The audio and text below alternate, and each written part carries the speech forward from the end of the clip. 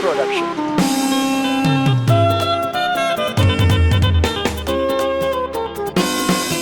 Sadaka. Yau dai ga amarya ga angonta, kuma da lolo Allah ya yarda. Yau dai ga tsirin kunan ta huda, fata ce kawai take yin ganda.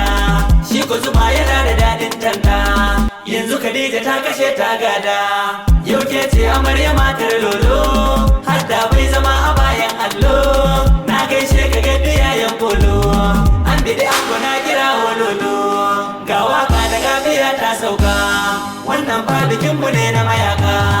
Yan social media da mawaka, duk aiki guda muke na ɗauka. Yaran sannata muke amsawa, duka manufa guda muke yadawa. Yau auren guda muke shaidawa, lolo da Khadija an daurawa.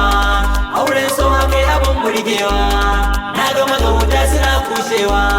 Wannan kandarar tana daurewa, lolo gun ilahu kai godewa.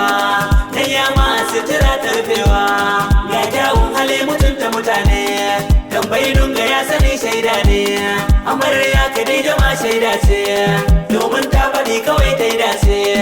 Auren tarbiyya ake makwatance, sarnushi muke kira da itace. Ba na son bari a ranar zance, mai mugun hali yake yin kwace. Na san babu ke saka a yi rance, auren so a ko ina riba ce. Ga dangi da yan uwa sun taru, domin a halin su yau sun karu. Har da abokanai na an gogaro, ga baban amarya mai zai faru.